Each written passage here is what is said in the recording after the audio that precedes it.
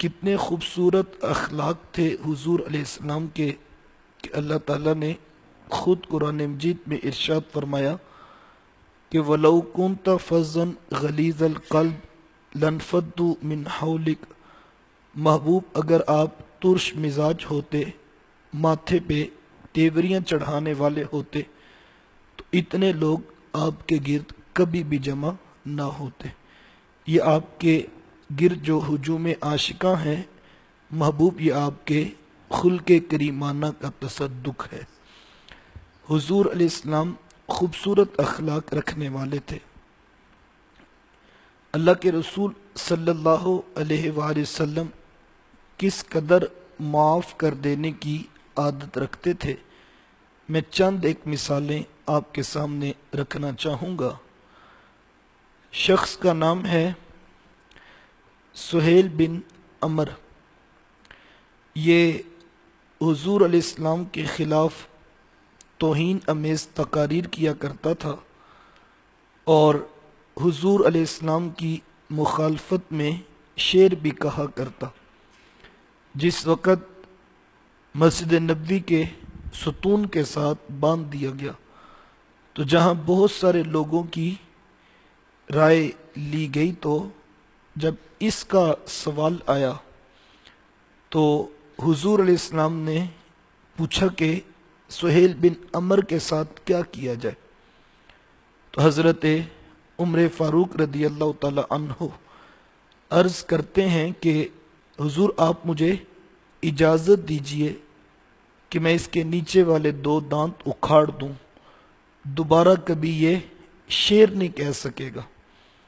اس نے یہ نرمی کا دریا بہتا ہوا دیکھا تو کہنے لگا مجھے یوں ہی معاف کر دیا جائے گا۔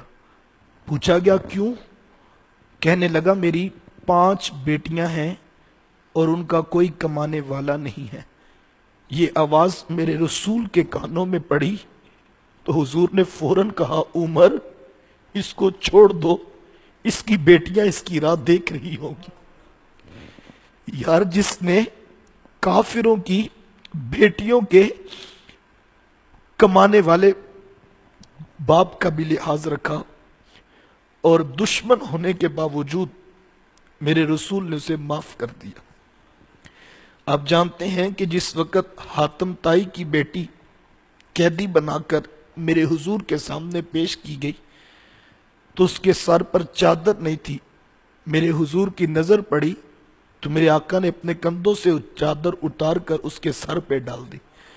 کسی نے دیکھا تو کہا حضور کافرہ ہے، کہا بیٹی تو ہے۔ کافروں کی بیٹیوں پر بھی حضور نے چادر رکھی ہے۔ حضور علیہ السلام کس قدر معاف کر دینے کا مزاج رکھتے تھے۔ شخص کا نام ہے عمر بن عبد ود۔ یہ غزوہ خندق کے موقع پر جو ہے وہ للکارتا ہوا مسلمانوں کو آگے بڑھ رہا تھا کہ حضرت علی المرتضیٰ رضی اللہ تعالی عنہ نے تاک کر تیر اسے مارا۔ تیر ایسی جگہ پہ جا کر لگا کہ وہیں پر مر گیا اور اس کی لاش پھڑکتی ہوئی جا کے خندق کے اندر گری۔ کفار اب لاش اٹھانا چاہتے تھے لیکن انہیں ڈر تھا کہ ہم لاش اٹھائیں گے تو مسلمان اوپر سے تیر برسائیں گے۔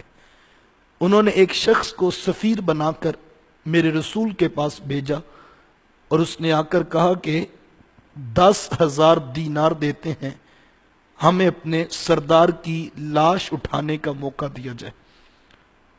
کیا کرنا تھا؟ مرے ہوئے کافر کی لاش اٹھانے کا موقع دینا تھا۔ ایجنسیوں کے تھرو اپنے قوم کے بندے بیرون ملک نہیں فروخت کرنے تھے کہ اس کے عوض میں آپ کو پیسے دیے جائیں، نہیں، مرے ہوئے کافر کی لاش کو اٹھانے کا موقع دینا تھا۔ اور کتنی بڑی پیشکش تھی، 10,000 دینار، چھوٹی رقم نہیں تھی۔ اسلام کو فائدہ ہو سکتا تھا اس ظاہری طور پر اس رقم سے، لیکن میرے حضور نے تاریخ ساز جملہ ارشاد فرمایا۔ حضور فرمایا کہ میں محمد مردوں کا سوداگر بن کے نہیں آیا، میں مردہ فروش نہیں ہوں، میں لاشوں پہ تجارت نہیں کرتا، تمہیں اجازت ہے تم اپنے کافر کی لاش اٹھا لو، محمد کی جانب سے کوئی تیر تمہارے اوپر نہیں آئے گا۔ یہ ہے دین جو اللہ کے رسول لے کر آئے، کہ مرے ہوئے کافر کی لاش کو بھی تقدس دیا کہ آخر وہ انسان کی لاش ہے۔